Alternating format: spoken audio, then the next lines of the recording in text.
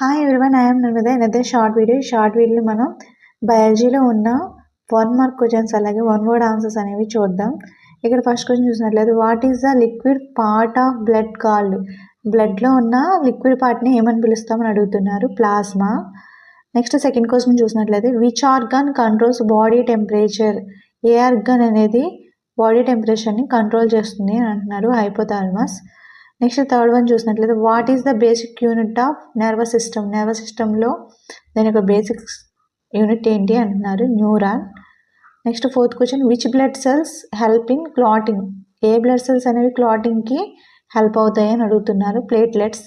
Next fifth question which process produce ATP in mitochondria? మైటోకాండ్రియాలో ATP produce అయ్యే ప్రాసెస్ని మనం ఏమని పిలుస్తామని అడుగుతున్నారు. సెల్యులర్ రెస్పిరేషన్ అని పిలుస్తాం.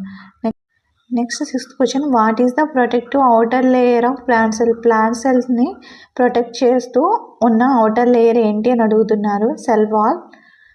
Next seventh question what is the process by which plants make food? ప్లాంట్స్లో అవి ఫుడ్ ప్రిపేర్ చేసుకోవడాన్ని ఫుడ్ ప్రిపేర్ చేసుకునే ప్రాసెస్ని మనం ఏమని పిలుస్తామని అడుగుతున్నారు. ఫోటోసింథసిస్.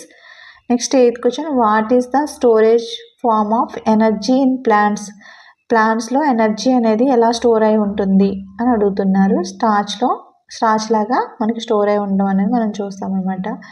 వీడియో కనుక మీకు నచ్చితే లైక్ చేయండి, షేర్ చేయండి. Okay, thank you.